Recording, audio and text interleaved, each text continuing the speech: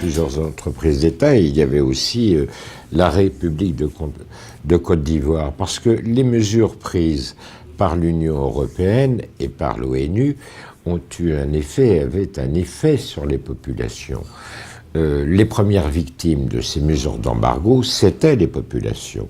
Dès lors que la Côte d'Ivoire était dans l'incapacité, par exemple, d'acheter du mazout, bien, ce mazout étant destiné, si vous voulez, à alimenter l'électricité, à avoir de l'électricité. Il y avait des coupures d'électricité et de courant. Imaginez ce qui peut arriver dans un hôpital s'il y a une subite panne de courant. La question sur les produits alimentaires, la question des médicaments, où les gens ont été privés du suivi des prescriptions médicamenteuses. Donc les premières victimes des mesures d'embargo prises à la fois par l'Union européenne, et l'Union européenne là porte une lourde part de responsabilité, et par l'ONU, sont des mesures qui ont touché directement les Ivoiriens. Mais là aussi, si vous voulez, c'était la Cour de justice de l'Union européenne. Mais vous savez, chaque élément est l'élément d'un tout. Chaque institution est la complice de l'autre. Vous saisissez la Cour de justice de l'Union européenne d'une requête au fond, d'abord, et en même temps d'une procédure de référé, mesure d'urgence, procédure d'urgence. Bien, la Cour de justice ne va jamais audiencer la procédure de référé. Et vous ne pouvez pas contraindre une juridiction de jugement à audiencer une affaire. C'est elle qui est maîtresse de son propre rôle. Mais la Cour de justice n'a jamais audiencé les procédures d'urgence. Alors que l'urgence, la situation des Ivoiriens imposait justement qu'une décision rapide sur la main-levée d'un certain nombre de sanctions. Sanctions sur les armes militaires, bien entendu, embargo sur les armes, bien entendu, sanctions sur les avoirs éventuels de certains dirigeants ivoiriens, bien entendu, mais ce qui touchait à la santé, ce qui touchait à la sécurité alimentaire des Ivoiriens, ce qui touchait à leur existence même, justifiait une mesure de suspension d'urgence. Il n'y a jamais eu d'audiencement de la procédure de référé. Si vous voulez, c'est là où vous vous apercevez que la justice peut être l'instrument également de la politique. Non, on ne pouvait pas saisir une cour africaine, car les mesures qui étaient prises en l'espèce par l'Union européenne, si vous voulez, par l'Union européenne. Vous savez, c'est très curieux de voir... Vous l'entendez, on n'arrête pas de le dire, l'Union européenne est dédiée à l'état de droit. On vous parle, le traité de l'Union, le traité de Lisbonne vous dit, article 5, la charte européenne des droits de l'homme, l'Union a adhéré à la Convention européenne des droits de l'homme. Mais dans les faits, en pratique, dans le cadre de l'action politique menée par l'Union ou par certains États membres de l'Union, ce ne sont que des mots dont les peuples sont les victimes. Vous avez eu à la fois une affaire qui a été très bien orchestrée. Vous avez eu à la fois une affaire médiatique, l'affaire médiatique a permis de mettre en place des instruments politiques et les instruments de sanction. Et les instruments politiques ont conduit la France à intervenir avec l'accord des Nations Unies. Mais vous avez toujours en amont une désinformation. Vous avez toujours en amont le rôle que jouent les médias. Ce sont les médias qui vont justifier les sanctions prises, qui vont justifier in fine l'intervention militaire. Ce sont les médias qui vont annoncer que Ouattara avait été élu alors qu'il n'a pas été élu. C'est Laurent Gbagbo qui a remporté les élections, et je pourrais vous en faire la démonstration en 2 minutes, chronologiquement. Et c'est là où se porte la responsabilité des médias. Mais vous savez, ces grandes campagnes de désinformation, vous les avez retrouvées dans des conflits récents. Je vous rappelle ce qui s'est passé en Roumanie, C'est pas la peine, si vous voulez, de sortir des cadavres de la morgue pour les présenter comme étant des victimes de la Securitate, pour savoir que le régime de Ceausescu était un régime absolument ignoble. Mais vous avez d'autres exemples. Regardez au niveau de la première guerre contre l'Irak. Mais souvenez-vous le témoignage de cette jeune fille qu'on a présentée comme une infirmière aux Nations Unies, là devant tout le monde, son témoignage repris par toute la presse internationale, venant dire que les troupes irakiennes avaient tué des bébés nouveau-nés dans des couveuses, alors que c'était justement la fille de l'ambassadeur du Koweït aux Nations Unies, voyons. Puis alors sans compter, si vous voulez, sur l'ex-Yougoslavie, souvenez-vous, les viols ethniques, épuration ethnique, Simone Veil qui avait été contactée, c'est tout de suite retiré, si vous voulez, de cette opération, qui était une opération de désinformation. Les médias, si vous voulez, donc, agissent là en diabolisant celui que l'on veut abattre politiquement. Et puis vous avez l'exemple récent de la Libye, mais avec toutes les conséquences pour l'Afrique de l'Ouest. Souvenez-vous, à propos de la Libye, Moreno Campo, que vous trouvez partout. Vous le trouvez pour la Côte d'Ivoire, vous le trouvez pour le Soudan et vous le trouvez pour la Libye. Souvenez-vous de sa déclaration selon laquelle Kadhafi fournissait, comment ça s'appelle, vous savez, c'est compris, du Viagra à ses troupes. Non mais écoutez, non. Écoutez, mais je crois qu'il y a des procédés qui déshonorent leurs auteurs. Bon, c'est fâcheux, mais qui déshonorent aussi les institutions auxquelles ils appartiennent. Mais ce qui est plus grave, c'est que les médias ne mettent pas en exergue si vous voulez, ce qui relève de la désinformation. Car la désinformation, c'est de la propagande.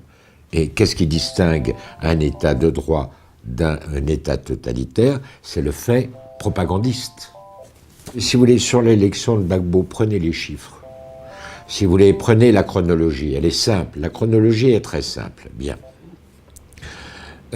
Vous avez le deuxième tour de l'élection présidentielle qui se déroule. Dès le dimanche soir, l'on sait que la participation au second tour a été moins élevée qu'au premier tour. Toute la presse ivoirienne, d'ailleurs, le lundi titre « Où sont passés les abstentionnistes ?» C'est normal qu'il y ait une abstention moindre. Pourquoi? Parce que vous avez une partie du corps électoral qui s'était portée sur Bédier, qui n'entendait pas porter ses suffrages sur l'un ou l'autre des candidats arrivés au deuxième tour, à savoir Ouattara et Gbagbo. Le lundi matin, il s'appelle La Tortue, je crois, vous savez, l'ancien Premier ministre haïtien qui préside à chaque fois ces commissions de la francophonie qui vont surveiller les élections. Dès le lundi matin, La Tortue, vers 11h du matin, fait une déclaration en disant que la participation au second tour avait été moins importante qu'au premier tour, mais qu'ils espéraient qu'elle atteindrait néanmoins 70%. Le lundi soir, 19h, la commission administrative indépendante a retenu un taux de participation légèrement inférieur à 75%, 74 et quelques epsilon.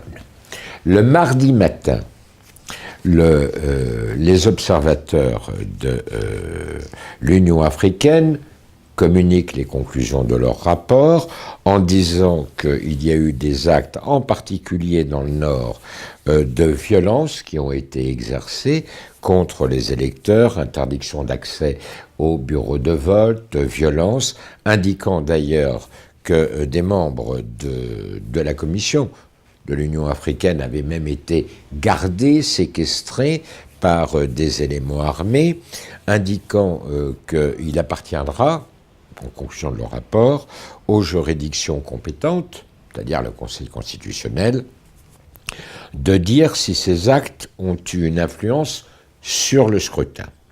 Je reviens en arrière. autorité administrative indépendante, commission indépendante, électorale indépendante, 75% le lundi soir. Le mercredi matin, le mercredi, sort en France un journal, Le Monde, un journal sérieux quand même, bien, qui revient sur l'abstention, qui note en particulier que l'abstention a été plus élevée dans les zones où Bédier avait obtenu le plus de suffrages. Je vous renvoie à ce que je vous disais, une partie de l'électorat se dit non, c'est pas possible, aucun de ces deux candidats ne correspond à nos vœux, donc nous nous abstenons. Bien. Alors maintenant, expliquez-moi comment. Le jeudi, le président de la commission administrative indépendante va se rendre à l'hôtel du Golfe pour proclamer des résultats. Ce n'est pas la commission administrative indépendante de proclamer les résultats, c'est au Conseil constitutionnel, n'est-ce pas? En annonçant un taux de participation supérieur à 83%, en présence de 2 ambassadeurs seulement, choisis bien entendu, l'ambassadeur de France et l'ambassadeur des États-Unis. Expliquez-moi aussi comment, et par quel miracle, M. Choi, coréen du Sud, comme M. Ban Ki-moon, envoyé permanent, délégué permanent du secrétaire général des Nations Unies en Abidjan, pourra dire qu'en réalité, le taux de participation n'était pas de 83%, comme l'avait annoncé le président de la commission électorale indépendante, mais de 84%. Par quelle opération est-on passé de 75% à 83%, voire à 84%? Bien, vous savez, cet écart de 8%, c'est plus de 500 000 voix. Et si vous restez au seuil des 75%, Gbagbo a gagné de 500 000 voix. Si vous montez à 83%, c'est Ouattara qui a gagné de plus de 5 000 voix. Voilà comment on manipule les résultats des élections, si vous voulez. Mais tous ces éléments, ce sont des éléments factuels, concrets. Chacun peut s'y reporter.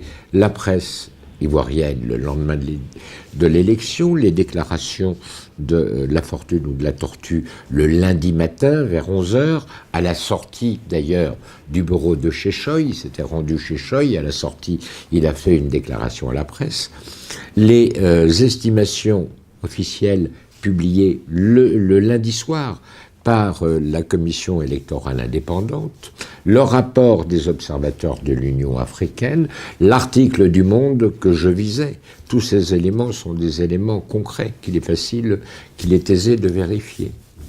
Et vous avez surtout, alors maintenant revenez en arrière, un rapport des Nations Unies d'avril 2010 qui indique que, en l'état, compte tenu de la situation au nord, l'organisation des élections est quasi impossible. Donc c'est en réalité sous une pression internationale, alors même que la communauté internationale savait qu'il était impossible d'organiser des élections libres, dans les conditions de la partition vécue par la Côte d'Ivoire, que ces élections ont été imposées à Laurent Gbagbo. Oh ben non, tout simplement, je me suis toujours intéressé à l'Afrique, que j'avais rencontré à plusieurs reprises antérieurement Laurent Gbagbo, voilà, donc c'est venu tout naturellement, si vous voulez, à l'époque. Oui, sur l'homme, si vous voulez, quand je pense à tout ce qui a été écrit sur lui, en disant qu'il était francophobe, il n'y avait pas plus francophile que lui. C'était un homme d'une très grande culture littéraire, d'une très grande culture historique. C'était un historien spécialiste de l'époque thermidorienne de la Révolution française. Il n'y avait pas de plus francophile que lui. Il m'avait dit à plusieurs reprises, mais comment peut-on prétendre une telle sottise alors que j'ai été nourri, élevé, éduqué et bercé par la culture française? Mais vous savez, c'est cela. Quand on veut diaboliser, eh bien, on accuse celui que l'on veut diaboliser de tous les maux. Si vous voulez, la réalité n'est pas souvent celle qui est décrite par les médias. On recompose les événements, on recompose les faits pour en tirer une vérité de circonstance. Et il faudra longtemps avant que la réalité historique puisse s'imposer. Pourquoi? Parce que tout simplement, tant que cette période n'est pas passée, ou ne se sera pas, tant qu'une certaine période ne se sera pas écoulée, eh bien, vous aurez toujours ces obstacles. Si vous voulez, des gardiens du temple, hein, de la pensée unique. Je vous rappelle que pour Gbagbo, concernant sa francophobie, d'une part, concernant ses escadrons de la mort, alors quand vous connaissez le personnage, il y avait bien une idée qui était éloignée de lui, c'est bien ça. C'est même le principe, si vous voulez, de ses actes. Concernant la xénophobie, mais c'était repris par tout le monde. En France, gauche et droite. L'intervention française, je vous le rappelle, à l'époque a été saluée par la gauche, par M. Hollande, secrétaire à l'époque, secrétaire général du Parti socialiste, par Martine Aubry, mais par tout le monde. C'est cela qui est absolument extraordinaire. C'est cette manipulation de l'information qui se fait au détriment de la réalité. Mais dans les faits, chaque fois que vous manipulez, vous vous apercevez qu'à terme, cela nuit aux intérêts de la France. Vous ne vous en apercevez pas tout de suite, vous vous en apercevez dans les années qui suivent. Au mois de janvier, pourquoi? Parce que le Conseil constitutionnel avait validé les élections. Moi, je pense, et je l'ai dit d'ailleurs aux membres du Conseil constitutionnel, si vous voulez, qu'ils ont commis une erreur. Le mieux est l'ennemi du bien. Si le Conseil constitutionnel a annulé les élections dans 3 régions du Nord, bien, bon, uniquement, dans les 7 départements, moi je dis régions, vous dites départements, vous avez raison, votre mémoire sur ce point est plus précise que la mienne, dans les 7 départements du Nord. Mais si le Conseil constitutionnel avait annulé l'ensemble du scrutin présidentiel, on revenait à la case départ. On revenait à la case départ, c'est-à-dire il fallait organiser un nouveau scrutin. Et on revenait à la case départ parce que ça renvoyait au rapport des Nations Unies d'avril 2010, la réinstauration de l'ordre et de la sécurité au Nord. À ce moment-là, chacun aurait été mis devant ses propres responsabilités. Ça changeait absolument, si vous voulez, la photographie de la situation. Et je l'ai dit aux membres du Conseil constitutionnel, vous auriez dû annuler l'ensemble du scrutin. Vous annulez l'ensemble du scrutin, mais quand vous annulez l'ensemble du scrutin, il y a une période de transition. Si elle n'est pas prévue par la Constitution, c'est soit le président, si elle est prévue par la Constitution, le plus souvent, c'est le président de l'Assemblée nationale, qui était à l'époque Koulibaly, qui est un homme pour lequel j'ai le plus grand respect et la plus grande admiration, d'une part, ou alors la transition exercée par le président en place. Mais tout le monde se retrouvait de nouveau sur une table, et de nouveau était mis sur la table le rapport des Nations Unies d'avril 2010. En plus, constitutionnellement, c'était la seule solution. Bon, ils ont... à mon avis, ce qu'ils ont voulu faire compte tenu de la pression, ils ont voulu rendre une décision de nature à pérenniser de manière incontestable le résultat de l'élection. Bien. Là, il faut à la fois faire preuve de qualité juridique, mais aussi faire preuve d'une approche géopolitique ou géostratégique, si vous voulez. Oui, aussi parce que la décision était basée sur beaucoup de requêtes. Mais sur beaucoup de requêtes, oui. Et puis les 7 départements du Nord, vous aviez le rapport des observateurs de l'Union africaine, vous aviez, mais c'était assez simple, si vous voulez, quand vous avez 7 départements dont les résultats du scrutin sont entachés de graves irrégularités.